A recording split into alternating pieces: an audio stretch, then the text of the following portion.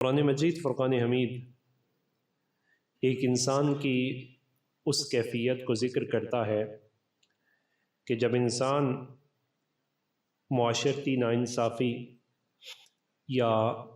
اندرونی خوف کے اندھیروں میں گر جائے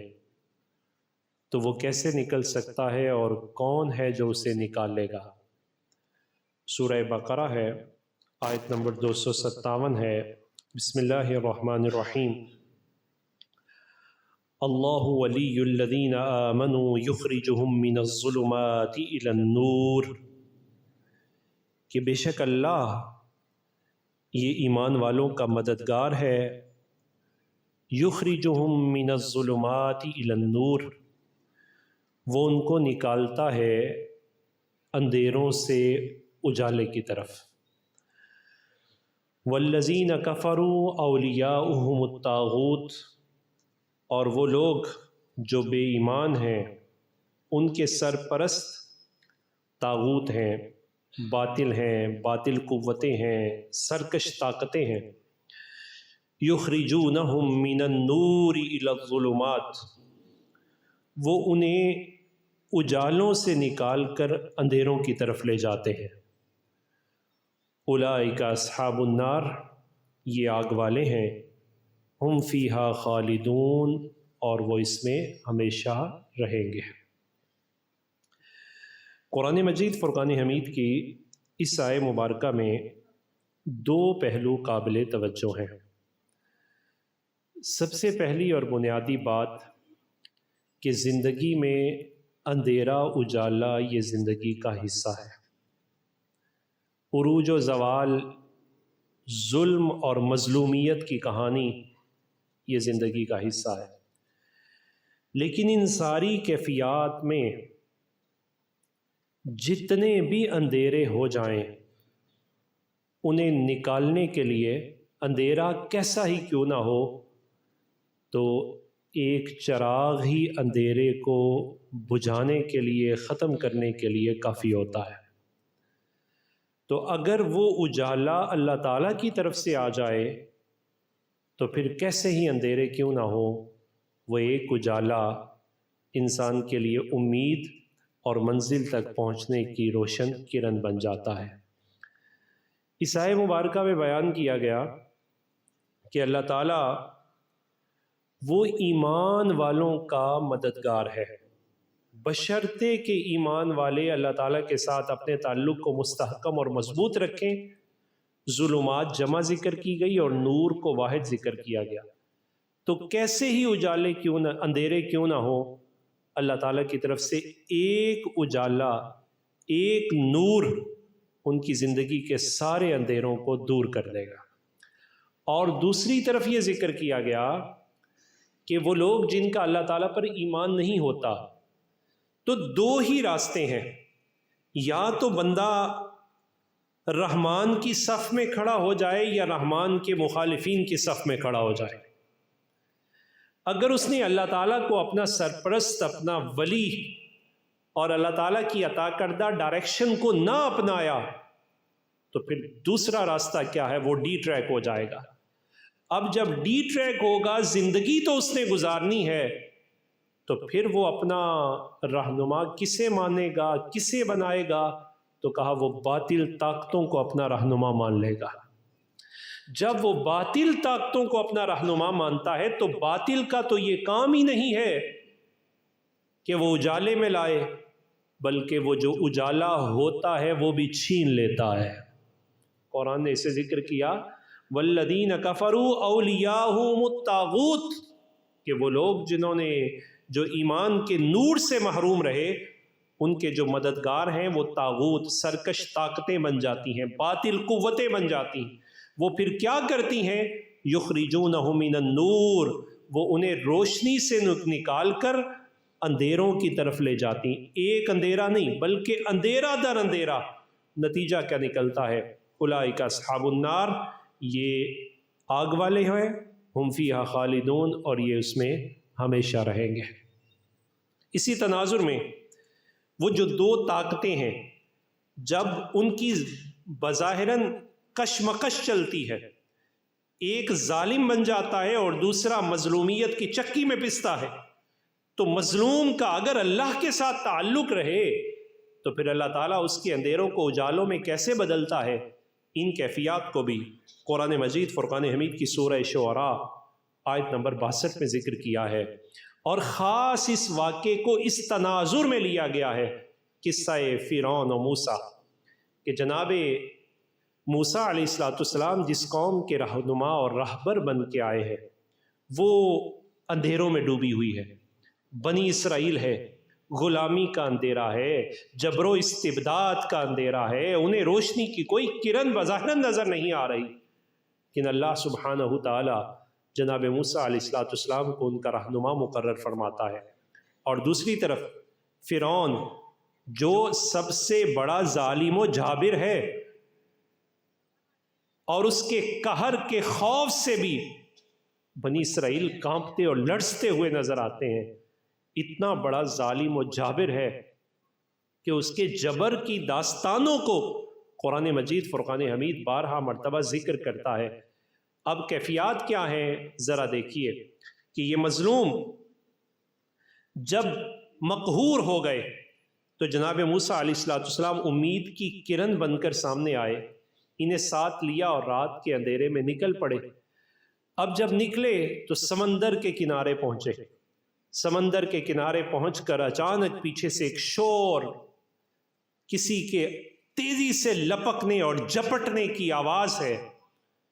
سب مڑ کے پیچھے دیکھتے ہیں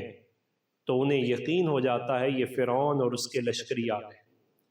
اب یہ جو مظلوم، جو سہمے ہوئے تھے، جو مقہور تھے، ان کے دل خوف سے لرز اٹھے اور انہوں نے یہ کہا کہ اب ہماری کیا کیفیت ہوگی؟ آگے تو سمندر ہے اور پیچھے فرعون ہے، آگے کی طرف ان کی توجہ نہیں گئی، سمندر میں اتر جانے کا یا سمندر کے راستے کا خیال بھی نہیں آیا، چونکہ مظلومیت انسان کے ویژن کو کمزور کر دیتی ہے۔ انسان پیچھے دیکھ رہا ہے، پیچھے کی طرف توجہ ہے، اور یہ کہنے لگے، قرآن مجید فرقان حمید نے اسے اپنے الفاظ میں لیا، اِنَّا لَمُدْرَكُونَ، انہوں نے کہا لو جی اب تو ہم فرعون کے ہاتھوں تباہ ہو گئے۔ ان کا یہ کہنا تھا کہ جناب موسیٰ علیہ السلام نے پہلے نا امیدی کو توڑا۔ وہ جو نا امیدی تھی ان کے قلب کے اندر، جو امید کا چراغ بالکل مدم ہو رہا تھا، آپ نے پہلے اسے اجالے میں بدلا، اور اجالے میں بدلنے کے لیے کیا ارشاد فرمایا؟ جناب موسیٰ علیہ السلام ظالم و مظلوم کی اس کشمکش میں امید کی کرن بن کر جو جملہ ارشاد فرماتے ہیں، جو نعرہ مستانہ اور استقامت کا بلند کرتے ہیں، قرآن مجید فرقان حمید نے اسے ذکر کیا، کالا کلا،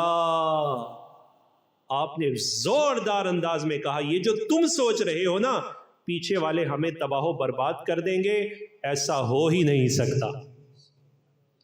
کتنے جاندار انداز میں یہ جملہ ہے جناب موسیٰ علیہ السلام کا۔ پہلے نفی کی،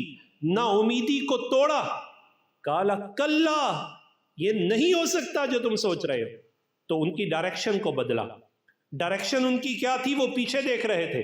جناب موسیٰ علیہ السلام نے اب آگے کی طرف دیکھنے کے لیے کیا فرمایا؟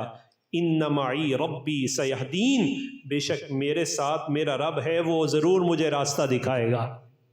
اب اتنا کہنا تھا، وہ نظریں جو پیچھے کی طرف تھیں جب امید کے ساتھ آگے سمندر پر پڑی تو حیران رہ گئے، سمندر نے راستے بنا دیے۔ یعنی نا امیدی کے اندر ایسا رہنما، اسی وجہ سے کیا خوب کسی نے کہا تھا کہ جو منزل ہے اس تک راستے نہیں بلکہ راہبر پہنچاتے ہیں۔ اچھی رہنمائی میسر آ جائے تو وہ نا امیدی اس کو توڑا اور امید اور حوصلہ اتنا دیا، اور پھر اس حوصلے کے اندر موجود کیا تھا؟ اللہ تعالیٰ کی ذات پر توکل اور یقین کہ جو پروردگار ہمیں یہاں لے کے آیا ہے وہ پروردگار ہمیں اس سے پار بھی پہنچائے گا۔ پھر وہ آگے دیکھتے ہیں، وہ پیچھے نہیں، وہ ناکامی کی طرف نہیں، وہ حقیقی کامیابی کی طرف توجہ کرتے ہیں۔ کیوں؟ اس وجہ سے کہ ان کا اللہ تعالیٰ پر ایمان مستحکم ہوتا ہے، اور پھر وہ اس قوم کی رہنمائی کرتے ہوئے اسے ظلم سے آلودہ بھی کرتے ہیں اور ظلم کے ماحول سے نکالنے کی کوشش بھی کرتے ہیں، اور اس کوشش میں اللہ تعالیٰ ان کا مددگار ہوتا ہے اور وہ کامیاب ہو جاتے ہیں۔ اسی پہلو کو قرآن مجید فرقان حمید کی سورہ انعام میں آیت نمبر 82 میں ذکر کیا گیا کہ معاشرتی سطح پر ظالم و مظلوم کی جب کشمکش قائم ہو جائے اور مظلوم کو نکلنے کا کوئی راستہ نظر نہ آئے، اللہ تعالیٰ پر اپنے توکل کو مضبوط کرے، اور جہاں جہاں وہ اپنی زندگی پر، اپنے دین پر، اپنی کیفیات میں، اپنی ذات کی حد تک وہ چھوٹے چھوٹے ظلم کے دائروں میں پھنسا ہوا تھا، وہاں سے اپنے آپ کو نکالے، امن کی کرن بن جائے، تو پھر اسے میسر کیا آئے گا؟ بسم اللہ الرحمن الرحیم، الذین آمنوا ولم یلبسوا ایمانہم بظلم، کہ بے شک وہ لوگ جو ایمان لائے اور انہوں نے اپنے ایمان کو ظلم کے ساتھ آلودہ نہیں کیا، نہ وہ ظالم بنے، نہ وہ ظالم کے مددگار بنے، نہ وہ ظلم کے ماحول میں رہے،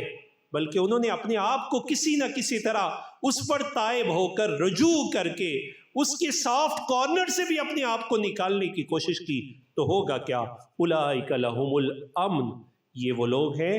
جن کے لیے حقیقی امن اور سلامتی ہے، وہم مہتدون، اور وہی ہدایت پانے والے ہیں۔ قرآن پاک نے کتنا شاندار اور بالکل منفرد انداز میں یہ اسلوب دیا۔ دنیا یہ سمجھتی ہے کہ امن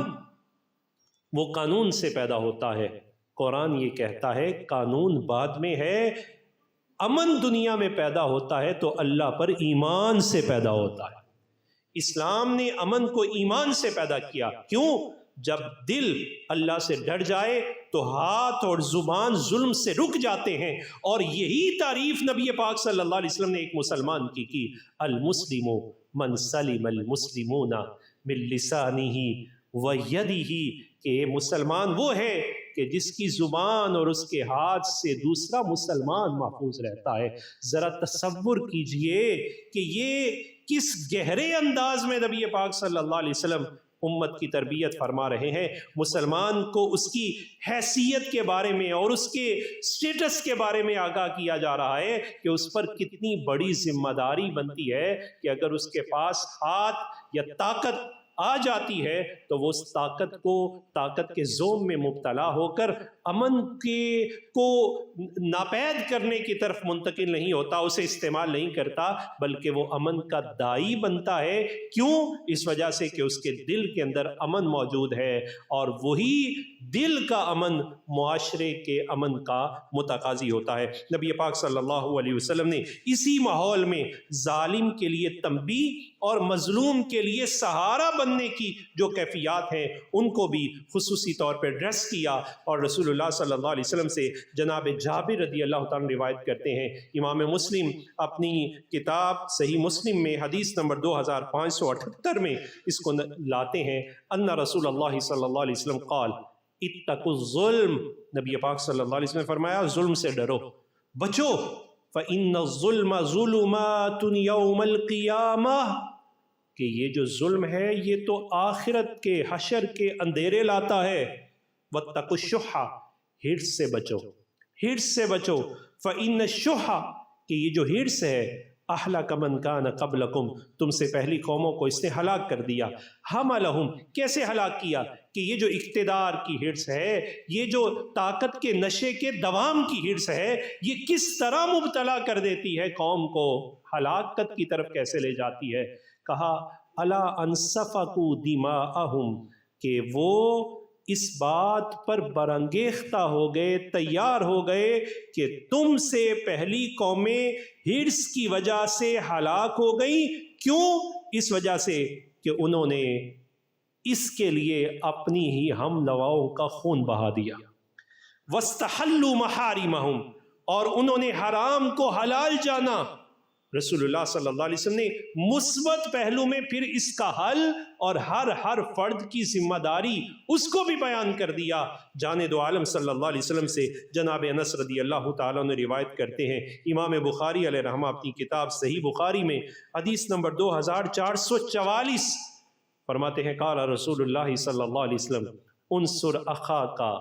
ظالما او مظلوما، کہ جب تم کسی ایسے معاشرے میں رہ رہے ہو جہاں ظالم و مظلوم کی کشمکش چل رہی ہو تو پھر تمہیں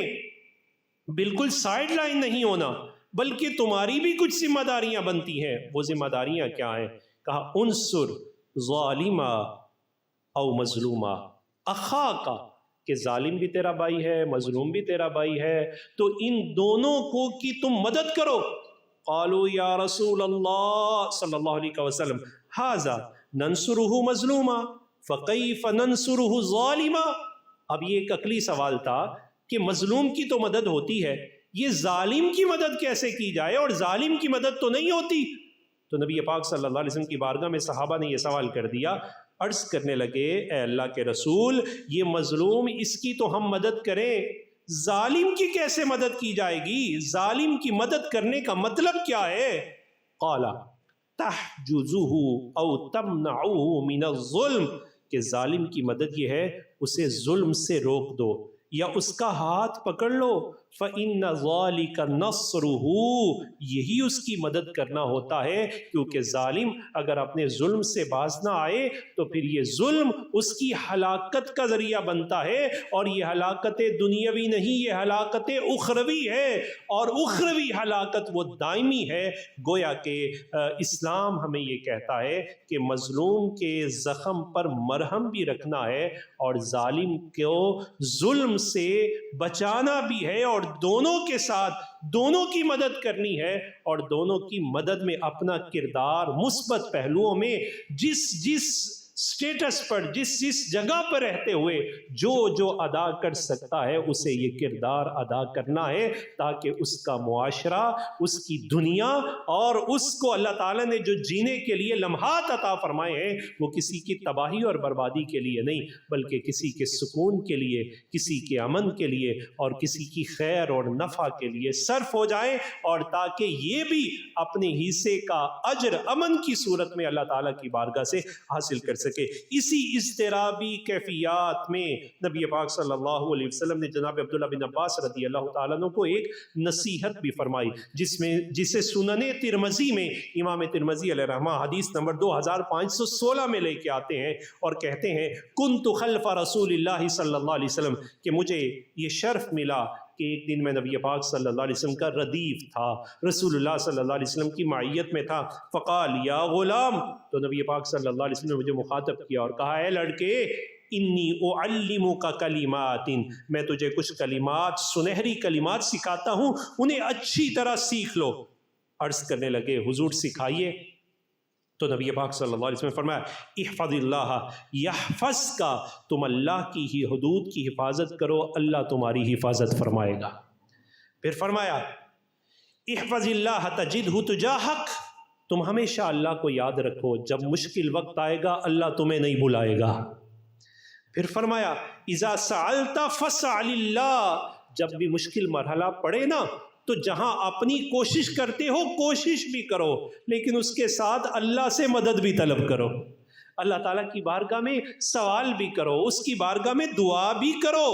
اذا استعنت فاستعن باللہ، جب بھی مدد مانگنے لگے اللہ سے بھی مدد مانگ، وعلم، تو جان لے، ان الامت لو اجتمعت علی ان ينفعوک بشیء لم ينفعوک الا بشیء، لیکن جب اللہ تعالیٰ سے مدد مانگ رہا ہو نا، کیفیت کیسی ہی کیوں نہ ہو، اللہ تعالیٰ پر یقین تمہارا مضبوط ہو، توکل تمہارا بہت مضبوط ہو، اس پر بھروسہ اس یقین کے ساتھ رکھو کہ اللہ اگر میرے ساتھ ہے، ساری دنیا مل بھی جائے تو مجھے نقصان نہیں پہنچا سکتی۔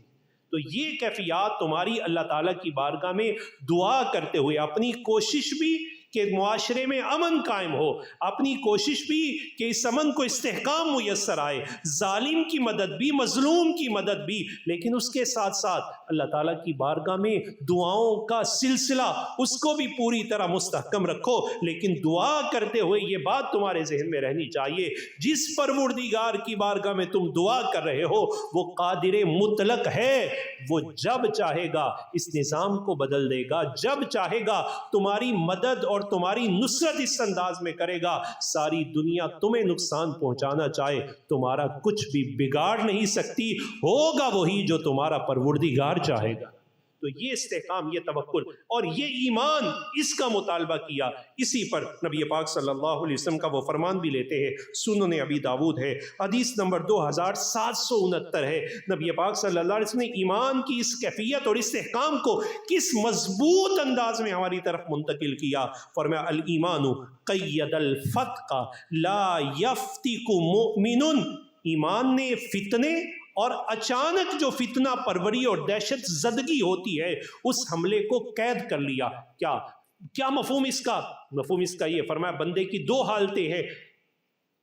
ظلم کا جب دورہ ہوتا ہے، جب فکری اور نفسیاتی یعنی ایج آف انزائٹی آ جائے اگر کسی وقت میں، تو پھر جو اضطرابی کیفیات ہوتی ہیں، یا وہ مظلوم کے ساتھ کھڑا ہے یا وہ ظالم کے ساتھ کھڑا ہے۔ کہا لیکن دونوں حالتوں میں اگر وہ مظلوم ہو تو وہ فتنہ پرور نہیں ہوتا۔ کیا اسلوب ہے! اگر وہ مظلوم ہو تو وہ فتنہ پرور نہیں ہوتا، فتنے کی چنگاریاں نہیں جلاتا، بلکہ اس کا بھی کام یہی ہے کہ وہ فتنے کو بجھانے کی کوشش کرتا ہے۔ اور اگر وہ ظالم یا ظالم کا حمایتی ہو تو وہ ایسا ہرگز نہیں کر سکتا اگر صاحب ایمان ہے کہ کوئی ایسا کام کرے جس سے اس کا ایمان ہی چلا جائے۔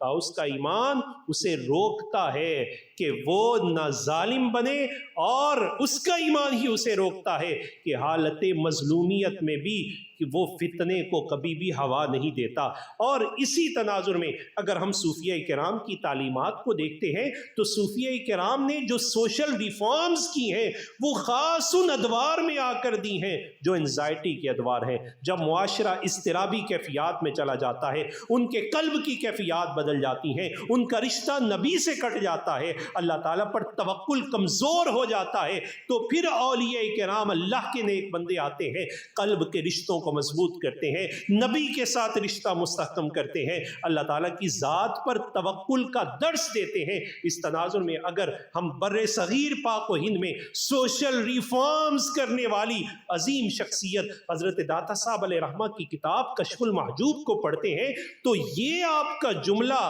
اس ایج آف انزائٹی کے اندر، ظالم اور مظلوم کی کشمکش کے اندر قلبی استحکام کو کس طرح موو کرتا ہے اور اسے تبدیل کرتا ہے۔ آپ فرماتے ہیں بداں کہ اصل سلامت خلق و استحکام جوامع در طمانینت دل است۔ فرمایا جان لو یہ معاشرے میں جب اضطراب پایا جاتا ہے تو یہ اضطراب اصل میں دلوں میں پایا جاتا ہے، اور جو دلوں کا اضطراب ہے فرمایا جان لو مخلوق کی سلامتی اور معاشرے کا استحکام اس وقت تک نہیں ہو سکتا جب تک دل مطمئن نہ ہو، اور دلوں کے اطمینان کے لیے تمہارا رشتہ رسول سے جڑنا ضروری ہے، قرآن سے جڑنا ضروری ہے، اور جب قرآن اور رسول سے جڑے گا تو پھر قرآن کا یہ پیغام آئے گا الا بذکر اللہ تطمئن القلوب، کہ تم دلوں کا اطمینان چاہتے ہو تو سنو دلوں کا اطمینان تو اللہ کی یاد میں ہوتا ہے، اللہ کے ساتھ تعلق کے استحکام میں ہوتا ہے۔ طمانینت حاصل نہ آیت مگر بتسلیم و توکل برحق، اور انسان کو اس وقت تک طمانینت قلبی نہیں حاصل ہو سکتی جب تک قرآن کے ساتھ رشتہ مضبوط نہ ہو جائے اور صاحب قرآن کے ساتھ رشتہ نہ مضبوط ہو جائے، اور قرآن اور صاحب قرآن یہ اللہ کے ساتھ بندے کا رشتہ مستحکم اور مضبوط کرتے ہیں۔ آج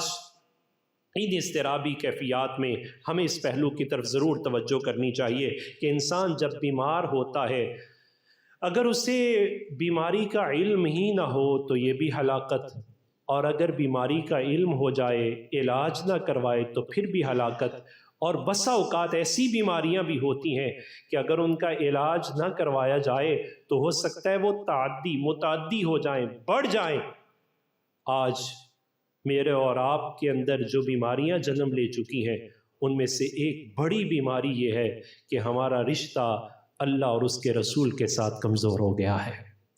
قرآن کے ساتھ رشتہ مضبوط ہو گیا ہے۔ ظاہری بیماریوں کی ہمیں فکر ہے لیکن جو باطن کی بیماری، قلب کی کمزوری، ایمان کی کمزوری ہے، اللہ پر توکل کی کمزوری ہے، اللہ تعالیٰ کے سارے اسباب کی طرف توجہ کرتے ہیں لیکن اللہ تعالیٰ کی ذات کی طرف توجہ کم ہوتی ہے، اس طرح وہ کامل یقین اور قلب کا وہ اطمینان موجود نہیں ہے جیسا جناب موسیٰ علیہ السلام نے ایک جملے میں پوری قوم کو نکالا اور کہا بل کلا، ایسا ہرگز نہیں ہو سکتا. کیوں؟ اس وجہ سے کہ میرا اللہ پر ایمان ہے، میرا خدا میرے ساتھ ہے. فرمایا کہ یہ جو کیفیات ایسی آ جائیں کہ انسان کو یہ معلوم ہو جائے کہ میرا ایمان کمزور ہے، اگر وہ ایمان کمزور رہنے دے گا تو اس کی صحبت میں آنے والوں کا بھی ایمان کمزور ہو جائے گا. پھر کہا اگر ایمان کمزور ہے اور وہ اس کا علاج نہیں کرتا، علاج بھی موجود ہے، اللہ کا قرآن، رسول اللہ کا فرمان، تو پھر بھی وہ ہلاکت میں ہے، خود بھی ہلاکت میں پڑے گا، دوسروں کو بھی ہلاکت میں ڈال دے گا. آج ہماری کیفیات کچھ اس طرح ہی کی ہے. ان سے نکلنے ہی کے لیے ہمیں جو راستے عطا کیے گئے ہیں وہ صالحین کی سنگت و صحبت ہے، اور ان صالحین کی سنگت و صحبت جو رشتہ نبی سے بھی جوڑتے ہیں، قرآن سے بھی جوڑتے ہیں. آئیے رسول اللہ صلی اللہ علیہ وسلم اور قرآن سے رشتہ مستحکم کرتے ہوئے قلب مستقیم اور توکل اور بھروسہ اور کامل یقین کے ساتھ مثبت پہلوؤں کو اجاگر کرتے ہوئے ظالم و مظلوم دونوں کی اس کشمکش میں اپنا مثبت کردار ادا کرتے ہوئے جہاں کوششیں کریں وہاں اللہ تعالیٰ کی بارگاہ میں دعا کریں. اللہ تعالیٰ حق کو ہمارے لیے واضح فرمائے، امن استحکام ہمارا مقدر کرے اور ہر شر اور شریر سے ہمیں پناہ